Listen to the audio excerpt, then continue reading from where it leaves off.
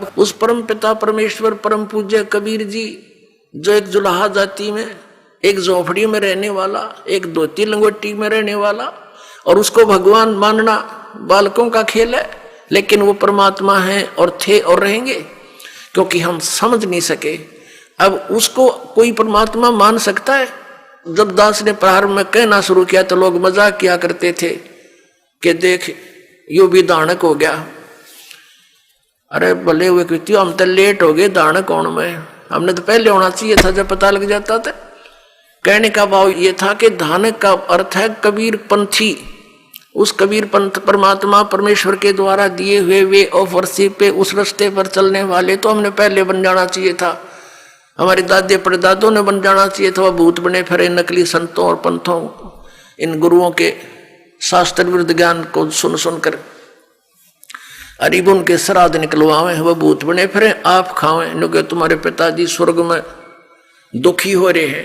अरे स्वर्ग की तो हो गया जहां दुखी हो रहे हैं, नौका न नरक में डलवा दिए उल्टी साधना करवा के, और फिर आप पेट भरे और श्राद्ध के तुम्हारे पिताजी खावे। वाह भाई वाह। तो कहने का भाव ये पुण्यात्माओं, शास्त्र विरुद्ध साधना करने से हम बहुत हानि उठा चुके हैं। उस दानक जुलाहे कबीर जी को और भगवान मानना, ये भी एक 8वां जुबा के 10वां जुबा समझ लियो, लेकिन वो भगवान है ही। हमारे ना मानने से उनकी वो प्रभुता समाप्त नहीं हो सकती, क्योंकि हम नहीं पहचान पा रहे लाल है ये, हमें विश्वास नहीं हो पा रहा, तो ये हमारी बाल बुद्धि का ही परिणाम है। लाल तो इतनी ही कीमत रखता है, वो लाल है, वो पूर्ण परमात्मा है, और वहां लीला करने के लिए सह शरीर आए थे, सह शरीर चले गए थे, और पूरा ज्ञान उन्होंने हमें बताया आकर के, जो दास आपको बता रहा। तो प्रसंग चल रहा है, हम उसी पर आते हैं।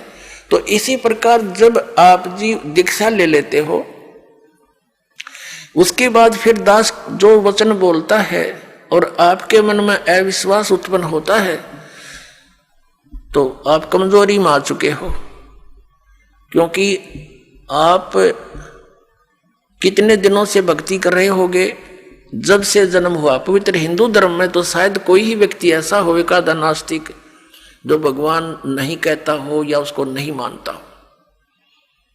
वैसे तो मुसलमान धर्म में भी भगवान अल्लाह वो सभी मानते हैं, ईसाई धर्म में भी मानते हैं, हिंदू धर्म में भी मानते हैं। और आप कितने दिन से ज्ञान सुनते आ रहे हो, और दास जो भी ज्ञान आपको सुना रहा है, उनके एक पॉइंट को क्लियर करने के लिए 3-3, 4-4 प्रमाण देता है। और पहले आपने जो अज्ञान सुन रखा था उसका कोई सिर पैर नहीं, और आपको स्वीकार्य था। अब ये क्यों अग्रम अग्रम इतनी हो रही है आपके माइंड में, काल को ये चिंता बनी रहती है, कहीं ये इस मार्ग पर दृढ़ ना हो जा और इसका बेड़ा पार ना हो जा, तेरे हाथों से ना निकल जा। तो पुण्यात्माओं, उपदेश लेने से पहले दास ने बहुत सुविधा उपलब्ध कर रखी है। जिन दिनों में सत्संग होता, सत्संग सुन करो। फिर परमात्मा ने दया बख्श रखी है एक पवित्र टीवी चैनल पर, उसने साधना के ऊपर शाम को 8 बजे सत्संग आता है, वहां सुनते रहो। कहने का भाव ये है कि आप जी पहले कति कंसेप्ट क्लियर करो, जब आओ यहां पर और नाम लेकर फिर जो सही दृढ़ होकर आते हैं, उनको कुछ चंद ही दिनों में परमात्मा के वो चमत्कार शुरू हो जाएंगे।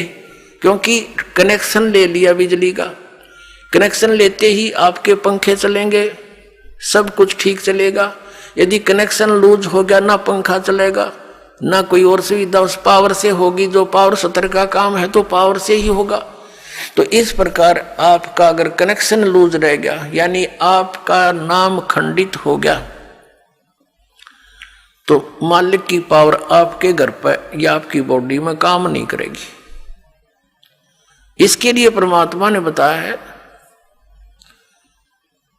कि अनंत कोटि बाजी जहां अमन रचे सकल ब्रह्मांड ही, कहे कबीर मैं क्या करूं ये काल करे जीव खंड। कि मैं इतना समर्थ हूं, परमेश्वर कबीर जी कहते हैं अनंत कोट बाजी जहां मैंने रचे सकल ब्रह्मांड। और कबीर साहब कहते हैं, आदरणीय गरीबदास साहिब जी को कबीर साहब ने ये ज्ञान दिया था, ये वाणी गरीबदास साहिब जी की है कि कबीर साहब ये कहते हैं, गरीबदास जी उसका समर्थन कर रहे हैं कि कबीर साहब ये कहते हैं कि मैं क्या करूं, यो काल मेरे से जीवों को खंड कर लेता है, इनके नाम खंड करवा के फिर मेरी पावर वहां काम कर नहीं सकती, ये ऐसा कर देता है। तो आप इसे सावधान हो, दीक्षा लेने में देरी हो जावे कोई दिक्कत नहीं, लेकिन लेने के बाद फिर ये समझ लेना हमें भगवान मिल गया।